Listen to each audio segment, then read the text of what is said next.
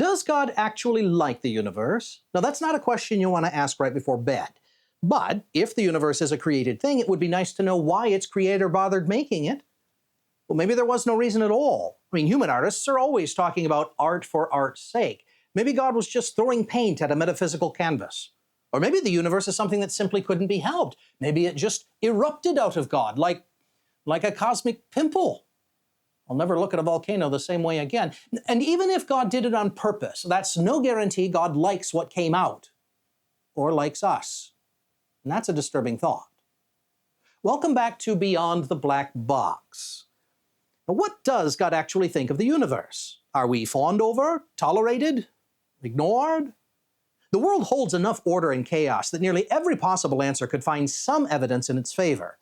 You could think of it like a child-parent relationship. The Bible itself uses the image of a father for God. But calling God Father doesn't automatically make God a good one. You probably know fathers who aren't very good ones.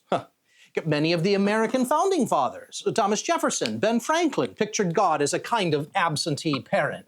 Deism, they called it. Yes, God conceived and birthed the universe, but then left it to run on its own, sort of checked out after Genesis chapter 1.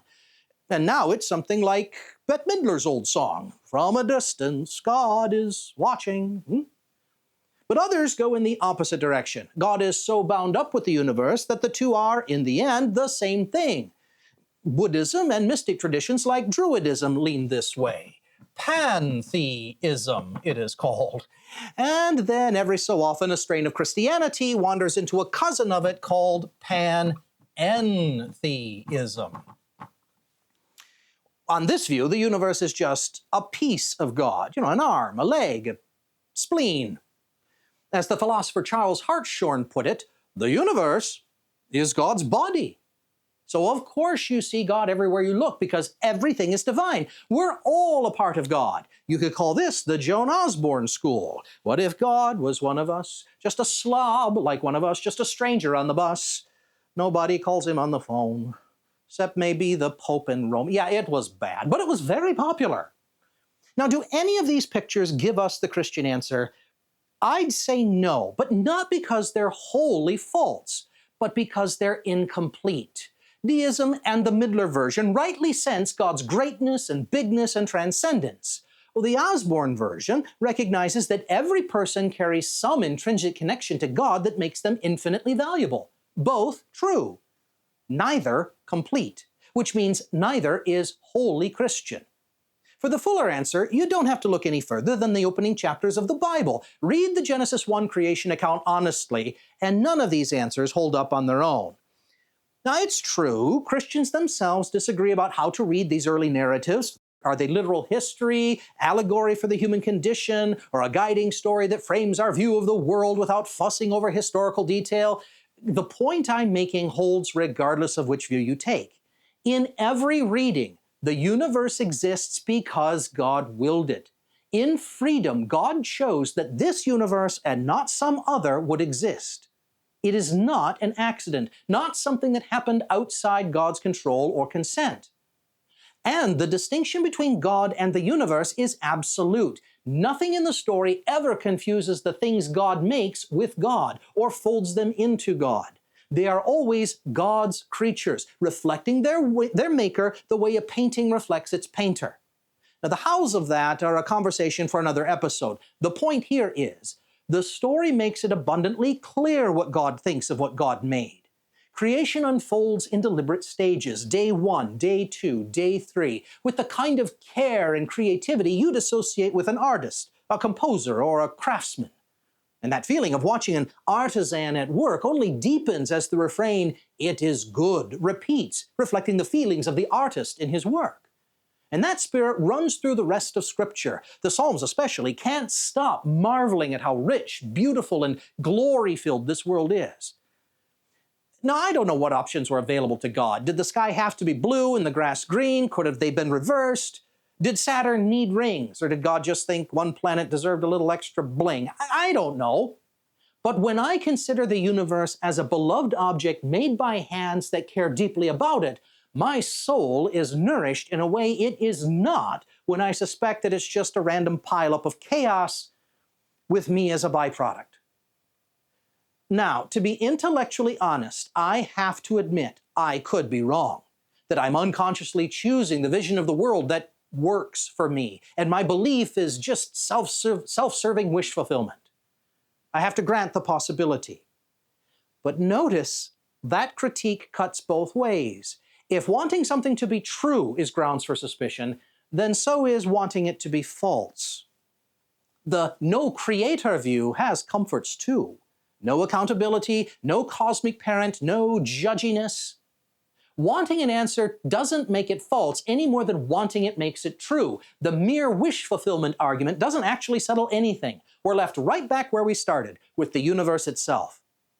The question then becomes, if both are potential wish fulfillment, then which one will I choose as the guiding post for my soul? The one that enriches or the one that impoverishes? A passage from a little red C.S. Lewis essay once helped me get this. And to grab that book, I'll need my Lewis shelf.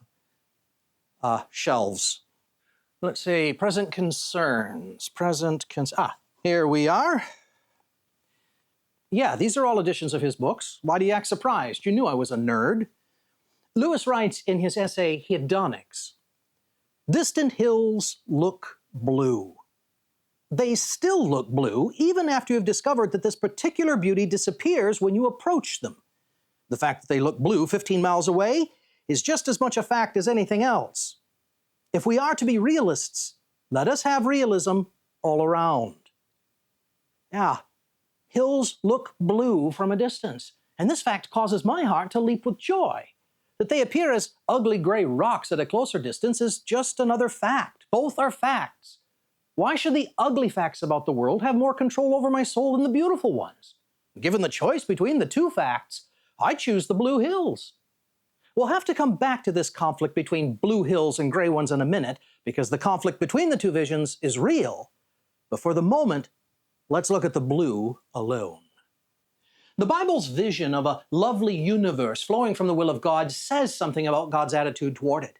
God affirms what God has made, calls it good, very good. God stands in solidarity with the world.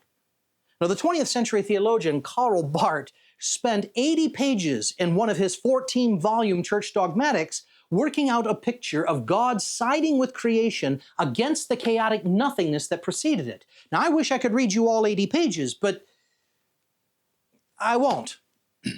In short, God doesn't just cast nothingness aside so that the world can be born. God forever stands on the border between the two, defending and protecting the world so that it doesn't slip back into the nothing it came from. Now, Barth is echoing something the church has said for a long time. Medieval theologians like Thomas Aquinas, in his own voluminous Summa Theologica, pictured God as reaching down into nothing and drawing up the whole universe like a great chain, link by link, ka-chink, ka-chink, ka-chink, and then holding it there so that it keeps existing. I mean, if God wanted to destroy everything, God would not need a flood, God would not need fire and brimstone. All God would have to do is let go, and it would all sink back into the nothing it came from. Now, I know that's dense. Try this instead. Think of a memory only you hold. A sunset, a strain of music, a smell or taste no one else experienced. Now, if you forgot it, it would cease to exist, as if it never happened. Well, the whole universe is that insubstantial compared to the life and reality God possesses. Only God's constant care and attention holds all this in place. This is not the image of an absentee parent. No, it's the image of a true father, provident, protective, nurturing. It is the image of a man who hedges his children about with love, ensures their daily bread, shelters them in their frailties, and defends them from evil. And the more I look at the world and consider God's work in creation, the more I notice God isn't just causing things to exist randomly. God is making things beautiful, integrated, whole, and flourishing. In fact, the subtle doctor of the Middle Ages, Duns Scotus, once said, God makes all things right according to their essence. That's a fancy way of saying God is a just king who makes things as they ought to be made, fit for the work God intends them to do. God does not command the fish to live in water and then withhold gills. God does not command the oak tree to stand tall and aged and then withhold roots. Rather, God gives to each creature what it needs to flourish, grow, and become itself in harmony with God's desire for that creature. Deep in the being of God beats a heart that delights in causing things to flourish and grow. I think the right word for this is hospitable. God has said to each creature, "Welcome to the world I have made for you. I desire you to fulfill your purpose as a creature that I love." Now, when Jesus said to Nicodemus those famous words in John's Gospel, "For God so loved the world," we must not apply that merely to people. God literally loved the world, loves it still. And the first lesson we learn from God's creation of the world is that creation is good because God is good. Creation is worth loving because God has loved it. Listen to the psalmist write in Psalm chapter 8. "O Yahweh, our Lord, how majestic is your name in all the earth, which has displayed your splendor above the heavens. From the mouths of infants and nursing babes, you have established praise because of your enemies, to silence the enemy and the accuser."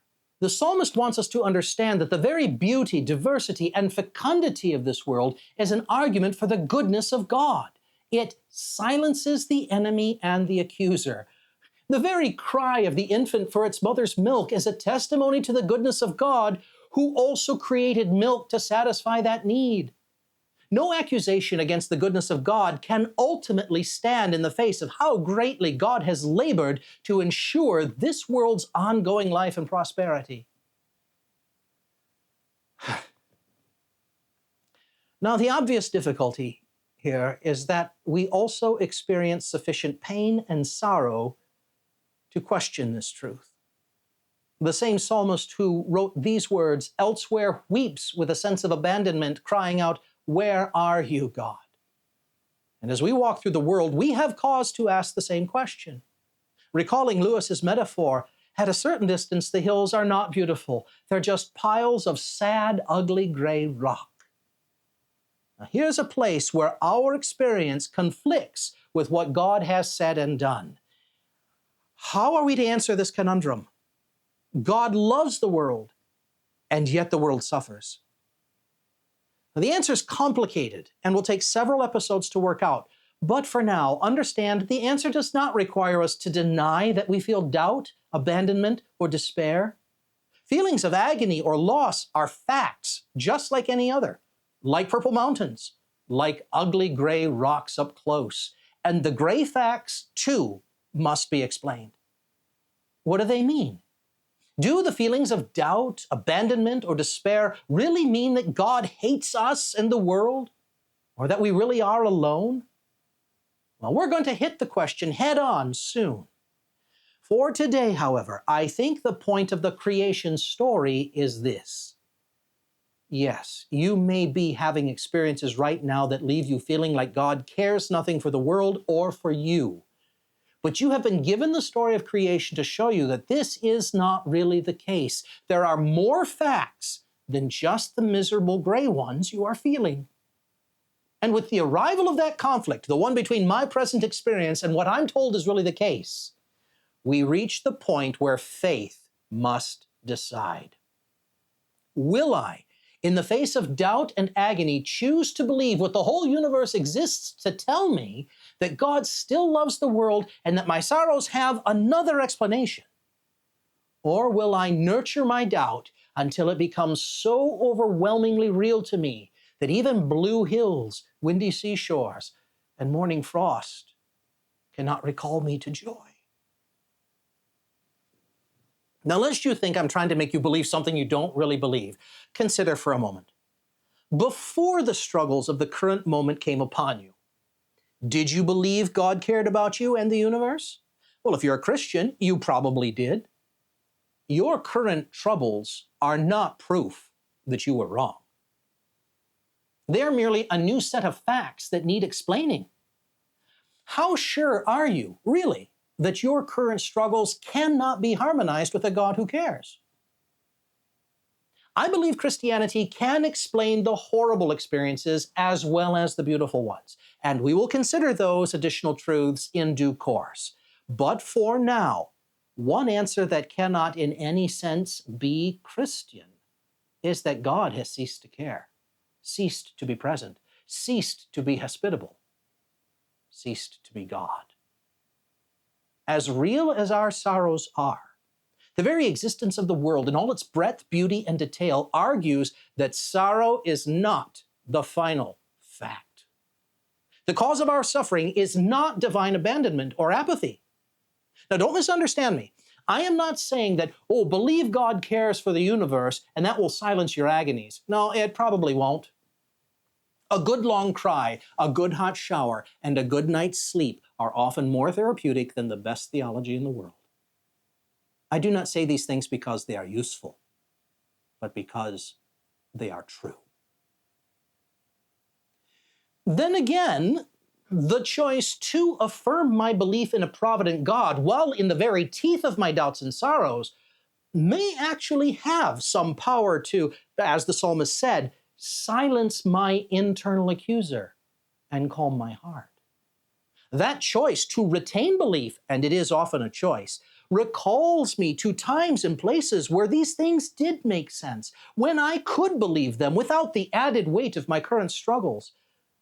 A time when distant hills still looked blue. It reminds me that once I really did easily believe God cares. And if now I'm not sure of that, well, it either means God changed or I did. And that should give me pause. Remember, doubt is not the enemy.